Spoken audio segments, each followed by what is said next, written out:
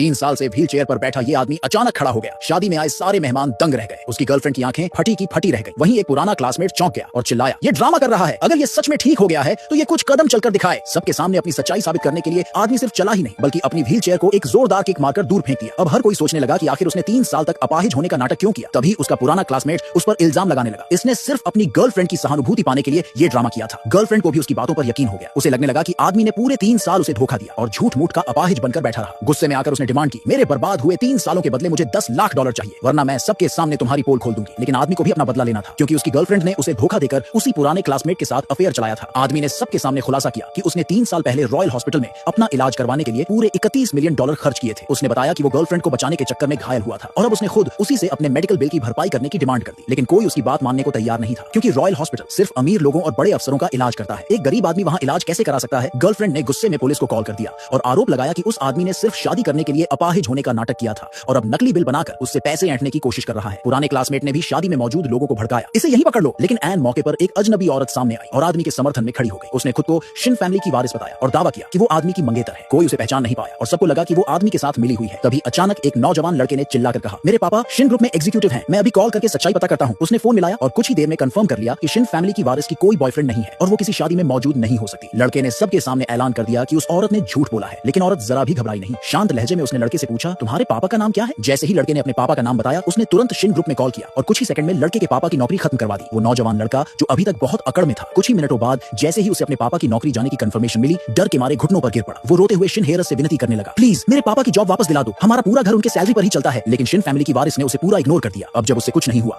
तो उसने अपने पुराने क्लासमेट की तरफ मदद की उम्मीद से देखा। पुराने क्लासमेट ने उसे दिलासा दिया, टेंशन मत ले, ये लोग बस एक्टिंग कर रहे हैं, पुलिस आएगी और इनका पूरा झूठ खोल देगी। कुछ ही देर में पुलिस वहां पहुंच गई और उन्होंने भी आदमी पर इल्जाम लगाया कि उसने घटिया ट्रिक्स से लोगों को बेवकूफ बनाने की कोशिश की है। उन्होंने $33 करोड़ का मेडिकल बिल फर्जी बताते हुए कहा, रॉयल हॉस्पिटल में सिर्फ अमीरों का इलाज होता है। तब आदमी ने एक ऐसा खुलासा किया जिससे सबके होश उड़ गए। उसने कहा, मेरी माँ दुनिया की सबसे अमीर औरत है। गर्लफ्रेंड और पुराना क्लासमेट जोर जोर से हंसने लगे। गर्लफ्रेंड ने तंज कसते हुए कहा, अगर तुम्हारी माँ दुनिया की सबसे अमीर औरत है तो फिर वो यूनिवर्स की सबसे अमीर औरत भी होगी। यहाँ तक कि पुलिस वाले भी एक्साइटेड हो गए। उन्हें लगा कि ये किसी बड़े फ्रॉड का केस निकल सकता है। उन्होंने तुरंत इनवॉइसेस की जांच शुरू कर दी, पर जो उन्होंने देखा उसने सबको शॉक्ड कर दिया। हर एक इनवॉइस पर रॉयल हॉस्पिटल की ऑफिशियल सील लगी हुई थी। अब सबको समझ आ गया कि बिल असली है, लेकिन एक गरीब आदमी ने $31 करोड़ खर्च करके कैसे इलाज करवाया। ये सवाल सबको परेशान करने लगा। गर्लफ्रेंड ने शक जताया, इतनी महंगी ट्रीटमेंट की जरूरत ही क्या थी, चोट तो मामूली थी। उसे ये नहीं पता था कि आदमी ने अपनी असली हालत छिपाई थी ताकि वो परेशान ना हो। उसने अपनी माँ से कहा था कि गर्लफ्रेंड को बस मामूली चोट के बारे में बताना, लेकिन जब गर्लफ्रेंड ने खुद ट्रीटमेंट लिस्ट देखी तो उसकी आंखें फटी की फटी रह गई। उसे पता चला कि आदमी की हालत बहुत सीरियस थी। उसके पूरे शरीर में पैरालिसिस हो गया था और आज वो एकदम सही सलामत खड़ा था। फिर भी किसी को भरोसा नहीं हो रहा था। गर्लफ्रेंड जिद पकड़कर बैठ गई, तू अभी झूठ बोल रहा है। शिन हेरस भी अब सच्चाई जानना चाहती थी। आदमी ने अपनी बहन को फोन लगाया और कहा, रॉयल हॉस्पिटल के डायरेक्टर को शादी में बुलाओ। उसने सबके सामने ऐलान किया, डायरेक्टर खुद आकर बताएगा कि मैं झूठा हूँ या नहीं।